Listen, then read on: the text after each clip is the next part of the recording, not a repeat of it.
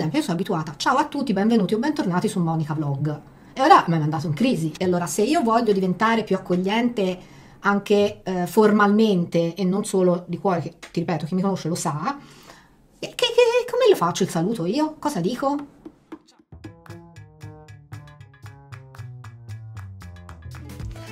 Ciao a tutti, tutte, ok, ciao. Ragazzi, ciao. È tornato, cioè non è tornato, è rimasto qui Jonathan, però facciamo più video, perché siccome gli argomenti da trattare con lui sono tanti, io sono veramente curiosa, bisogna parlare di tante cosine. Ho detto facciamo più video, perché nel primo abbiamo chiacchierato 25 minuti e abbiamo toccato la punta dell'iceberg. Allora, a me mi preme parlare di questo argomento perché per come sono io, nel senso, per come la vedo io, che non ci sarebbe bisogno di tante etichette, io uso la lingua italiana e per me tutti è sottinteso che intendo tutte, tutto con l'asterisco, cioè tutti è generico e non è che mi riferisco solo al genere maschile. Quindi a me devo dire che dà fastidio l'asterischino, dà fastidio dover specificare tante cose, perché do per scontato che sia normale l'inclusione. Però parlando con Jonathan prima di iniziare a registrare il video, mi ha fatto capire perché invece magari può essere importante, quindi ti va di spiegarci? Certo, tra l'altro questa è una sorta di diciamo storia anche intersezionale, cioè che non riguarda solo la comunità LGBTQIA+, perché riguarda anche il femminismo, riguarda tantissime cose. Chiaramente tante persone reputano che il linguaggio non sia la prima cosa che smuove, diciamo, anche le idee delle persone, ma in realtà può contribuire, perché utilizzare un linguaggio adeguato e inclusivo può chiaramente dare anche una sorta di propensione poi alle persone a pensare in un'altra maniera riguardo alcune argomentazioni. Non a caso si parlava prima di tutti, cioè di questo maschile sovraesteso che sia nello scritto che nel parlato, soprattutto nel parlato, perché a volte anche io ho difficoltà, mi viene anche da un retaggio comunque dovuto alle istruzioni anche scolastiche, dove però c'era proprio anche, si parla di parità di genere, c'era proprio il papà lavora, la mamma cucina, no? C'erano queste cose ancora. Vabbè, proprio, lì siamo veramente però tuttora esistono dei libri scolastici con questa cosa, quindi, quindi chiaramente abbiamo ancora questa propensione a utilizzare il maschile sovraesteso.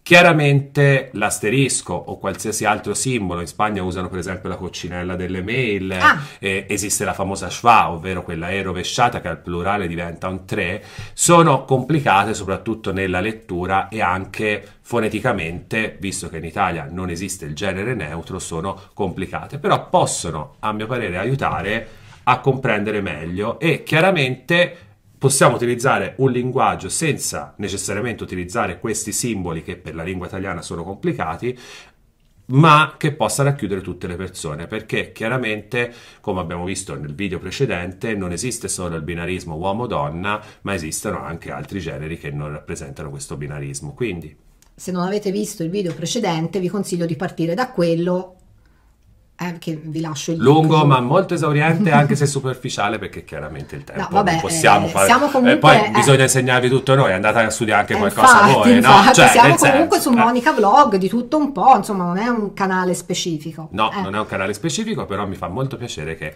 parliamo di questi argomenti, perché basta anche una sola persona che incomincia a incuriosirsi e io sono contentissimo. Anch'io. Allora, io chiaramente ho avuto delle problematiche come te, e in alcuni casi soprattutto agli inizi di questo, diciamo, percorso di pulizia anche della mia mentalità, diciamo quasi ancestrale, no? Perché chiaramente sono convenzioni. Sono nato in un'epoca, diciamo, dove c'era ancora un po' di difficoltà e c'erano molte anche poi qui stigmi. Dove siamo noi, insomma, era già più difficile anche avere delle, diciamo, informazioni un po' più ampie. Poi con internet chiaramente le informazioni si sono ampliate, quindi chiunque può arrivare a scoprire le cose.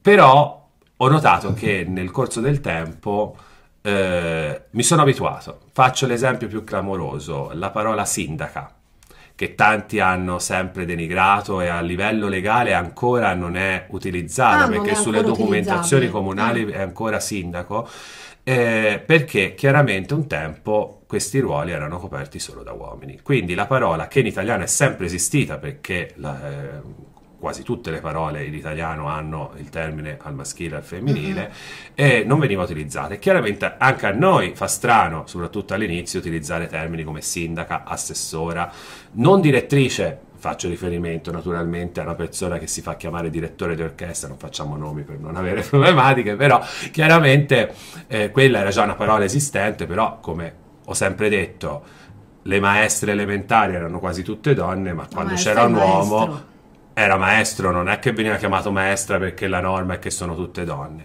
Quindi questa cosa si può superare e con l'abitudine si può arrivare a superare, e soprattutto non è una sorta di, come si suol dire, cruccio delle femministe o delle persone che lottano per queste cose, perché anche attraverso l'uso corretto della lingua si può arrivare molto in là con gli anni a una parità anche salariale, di genere, negli ambiti preposti. Nel senso, se ci tranquillizziamo sul fatto che una donna possa fare la sindaca, possiamo tranquillamente votarla. Abbiamo ancora queste difficoltà. Nel mio comune abbiamo la sindaca. In questo comune c'è una sindaca, ma non è detto che, per esempio, abbiamo avuto dei comuni dove alle primarie già le sindache, le candidate sindache hanno avuto difficoltà proprio perché in quelle zone, magari anche città un po' più grandi, non necessariamente piccole, ancora c'è questa sensazione che una donna non può comandare. Poi sorvoliamo anche sulle strumentalizzazioni, perché poi ora c'è anche la cosa opposta, che magari si tende a strumentalizzare la quota rosa, cioè ma io sono dell'idea che in questo caso conta la qualità. Cioè, infatti, da questo punto di vista qui io chiaramente sono a supporto del far sì che le donne possano, o le donne o altre persone che hanno un'identità di genere fuori dal maschile, possano tranquillamente avere perlomeno la possibilità di dimostrarlo, perché chiaramente al momento le quote rosa erano nate proprio perché non c'era neanche questo pensiero a inserirle. Chiaramente è come le etichette di prima, le quote rosa esistono per essere poi superate in futuro, perché chiaramente se una donna o una persona non binaria riesce a dimostrare di essere in grado anche e più dell'uomo di poter fare quel mestiere, quella cosa, non a caso qua vicino nel comune di Buggiano c'era stato anche proprio l'esempio, che è stato anche criticato, dell'uso del grembiule alle elementari o all'asilo, alla scuola materna, praticamente con un colore neutro come il giallo, in modo tale perché si insinua già da piccole e da piccoli questa cosa per cui femmina rosa, maschio celeste, la femmina che di solito anche nell'infanzia è più portata per le materie scientifiche, perché arriva sempre prima anche coi calcoli solitamente, poi chiaramente sono stereotipi, poi viene indirizzata su materie umanistiche perché la scienza, le famose materie scientifiche devono essere appannaggio degli uomini. Quindi questa cosa sembra una cavolata, però dà l'impronta di quello che è la lotta per la parità, nel senso non c'è distinzione fra bimba, bimbo o bimb. L'importante è che la persona vada verso la sua indole. Se una bimba vuole fare un mestiere che solitamente è l'appannaggio degli uomini, perché avere quelle poche ragazze che andavano all'istituto tecnico industriale, che venivano etichettate o come facili perché chiaramente andate in mezzo ai maschi, oppure come lesbiche perché per forza di cose una donna che fa un mestiere maschile deve essere per forza lesbica. Ma così come magari un ragazzino che prima andava a far danza classica.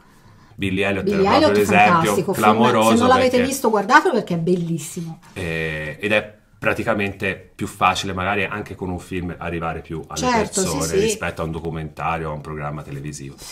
E niente, praticamente quindi la lotta effettiva è però lotta non mi piace. Neanche a me, la parola lotta, perché tutto quello contro cui lotti si rafforza. Sì, effettivamente diciamo la sorta di ricerca dell'inclusione all'interno del linguaggio serve proprio anche per dare alle persone modo di incominciare a pensare che sia, e ritorniamo a questo termine, normale vedere una persona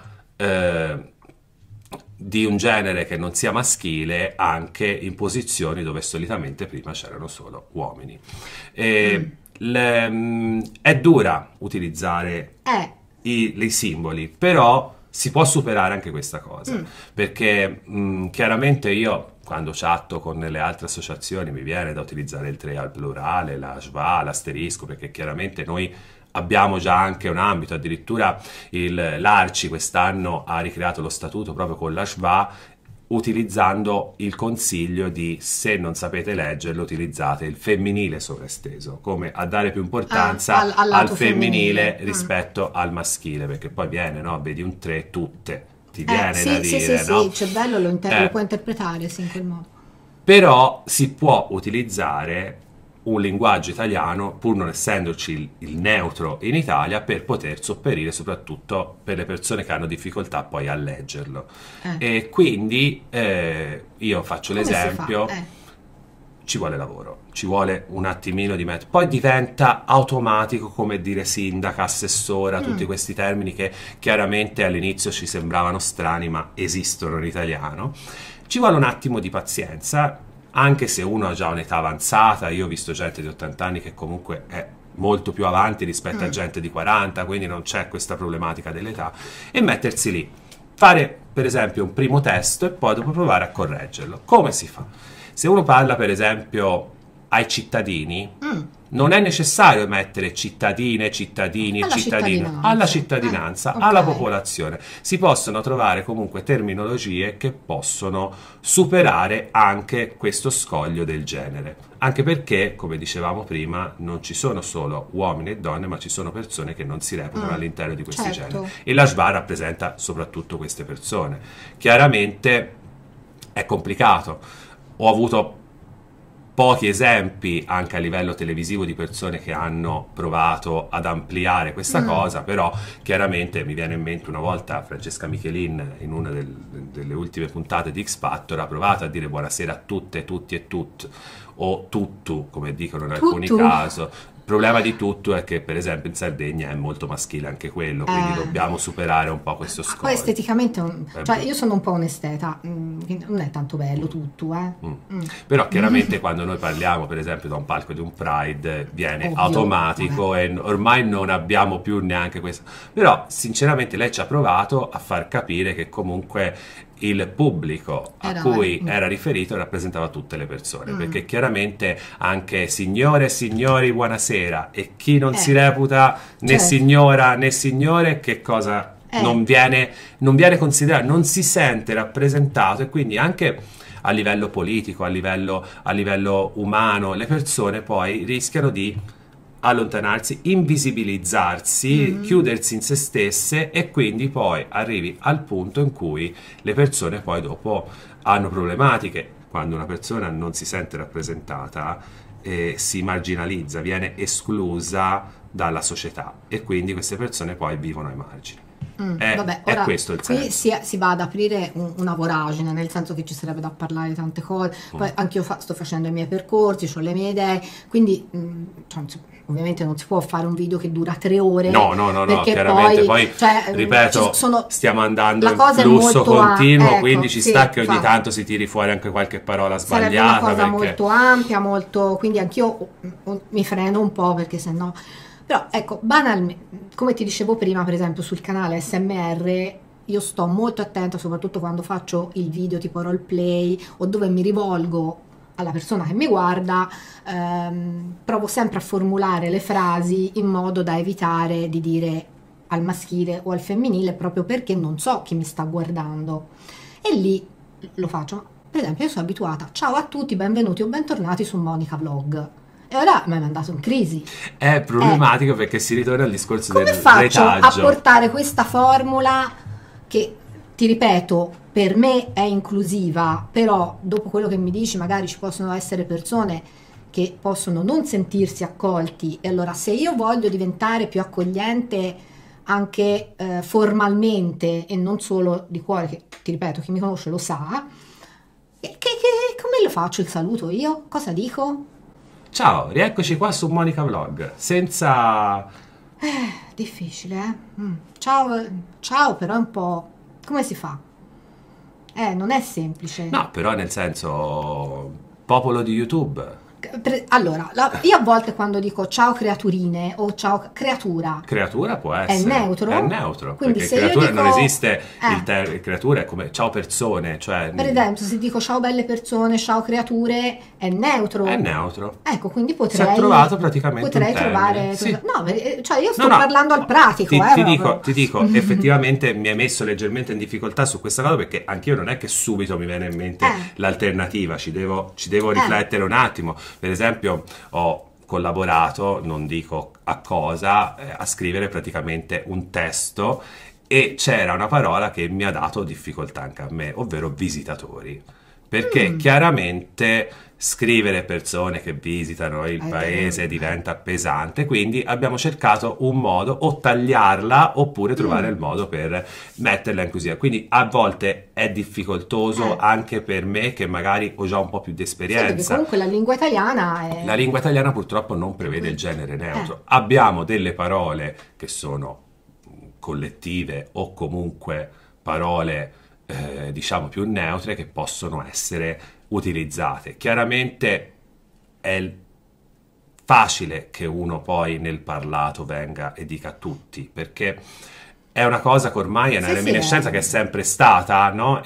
Però possiamo soverchiare questa cosa per aiutare le persone anche la lingua a sentirsi. Comunque è viva, no? Come siamo noi in continua evoluzione, anche la lingua evolve con noi. Chiaramente la simbologia che viene utilizzata a volte può essere complicata, però in alcuni casi, soprattutto, faccio un esempio, nella descrizione del video, anche un asterisco potrebbe essere comunque già utilizzato. Preferisco creature però. Quello no, però intendo nel caso, visto che comunque certo. YouTube Ma in tanti lo usano, è una infatti, cosa molto più diciamo anche veloce, quindi magari non c'è questa problematica magari di un documento ufficiale di un partito politico che diventa un pochino più complicato, perché deve raggiungere proprio tutta la cittadinanza, anche chi non è abituato a fare questa cosa, insomma. Bene, allora, creaturine belle, va bene? Proverò a cambiare il mio modo di salutare sui canali, perché appunto, perché no? Poi oltretutto proprio la parola creatura io la trovo molto bella, che dici? E niente, noi ci salutiamo, farò un altro video con Jonathan, più breve, per parlare di una cosa che mi ha tirato fuori oggi. Ho detto vabbè, parliamo anche di quella, e niente, vi aspettiamo, Vi aspettiamo. anche sull'altro. Ciao! Ciao!